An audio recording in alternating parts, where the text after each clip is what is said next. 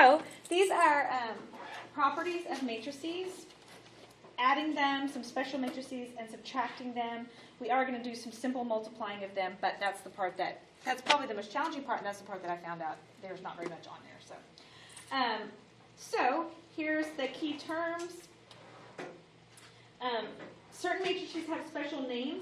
An n by n matrix, meaning if the two values are the same, like a 2 by 2 or a 3 by 3, it's called a square matrix because it has the same number of columns as it does rows.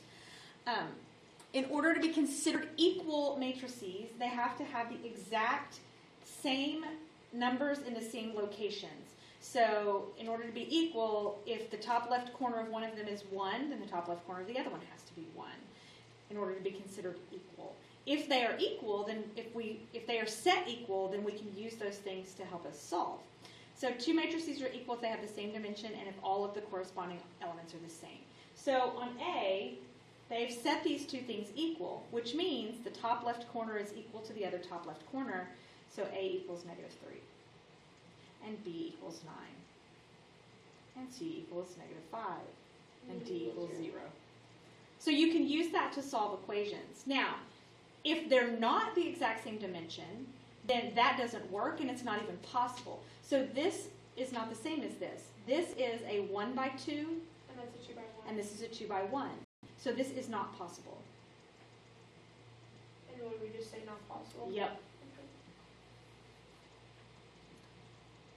Now, matrice addition only works if they are the exact same dimension. So a 2 by 2 can only be added to another 2 by 2. A 2 by 3 can only be added to another 2 by 3 because you are going to add by location. So top left corner, 3 plus 7 is 10. Top right corner, -8 plus -5 is -13. Bottom left is going to be 6, and bottom right is going to be 0. Super, super easy. B, I've got a 4 by 1 added to a 4 by 1.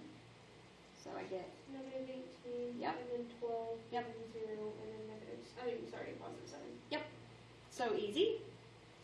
And then down here in C, and this is the way they do things a lot. They've labeled A.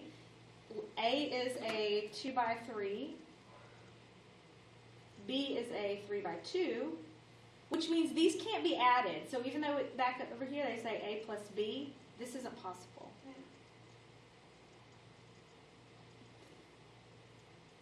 Okay. Super easy. It doesn't say as easy. Pretty much. Okay. We have a special matrices called a 0 matrix. That's when all of the data values are 0. We won't be using them here because this is the last section of this unit, but you might encounter them sometime. We'll skip on to the subtracting matrices because this is going to be part of the assignment. If A and B are two matrices of the same dimension, just like with addition, then A minus B is the same thing as A plus -B. So that is just the plain old ordinary subtraction rule. Subtract means to add the opposite. I think that's important and very helpful because we can actually change this because a lot of mistakes get made when you have situations like this, -9 minus -8. So if you just remember that subtract means to add the opposite, I can change this to addition as long as I change every sign inside. That's what I do. That's what when I used to teach Algebra 1, that's how I used to teach it. Because I just think it keeps people from making mistakes. So I have 8 plus 8, which is 16. Oh, obviously I can't. -9 plus -4, -15. -6 and 7 is +1, and -11 and 2 is -9. So as long as you follow, I call that SMATO. Subtract means add the opposite. So if I SMATO everything,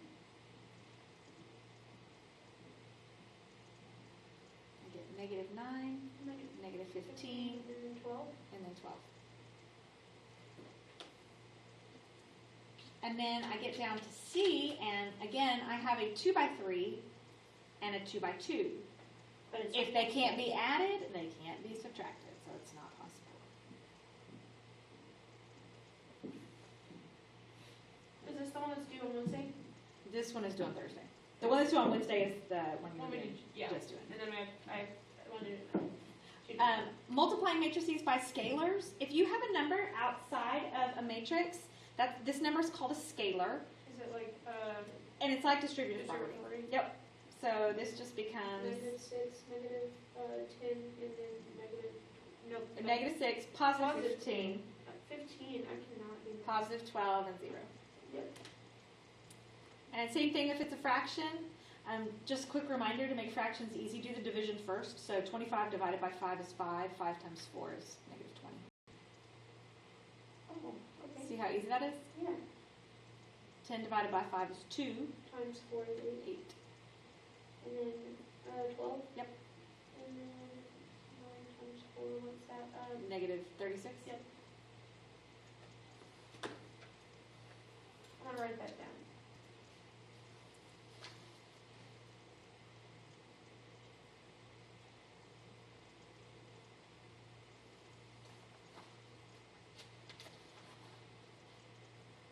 Denominators are on the bottom, right?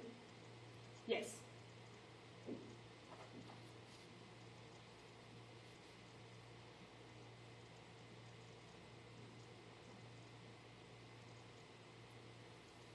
Okay, now I'm going to give you the basics of matrix multiplication just because you just need to know a couple of things and we're not actually going to multiply. But in order to multiply matrices, the middle two terms, so in this case, let's say I have a 4 by 3 and I want to multiply that by 4 by 2. You can't do that because to multiply matrices, these two numbers have to be the same. Yeah. That's all. It doesn't matter about these outside two, it's just the two inside. So if I have a 2 by 4 and I want to multiply it by a 4 by 1, It works. that I can do. And when you do that, so I'm multiplying these two are the same. What's left on the outside tells me what kind of matrix I'm going to end up with. I did this at my summer at Upper Bound 2 years ago. Oh, good. So I would end up with a 2 by 1 matrix. So because of that rule, then matrix multiplication is not commutative like regular multiplication. Just because it works one direction doesn't mean it'll work if you switch the two. Yeah. So they're asking if the product of CD can be calculated. Well, C is 2 in that order. C in front and D next. Well, that's a 2 by 5 and a 4 by 2. And it doesn't work. Won't work. So that's not possible. But could DC be calculated? Yes. Yes.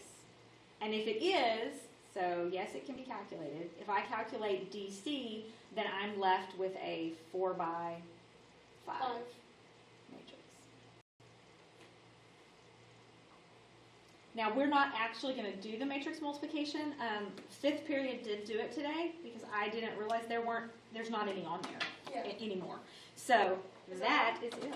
It is so easy, you can probably finish it real fast. That's what I was going to try and do.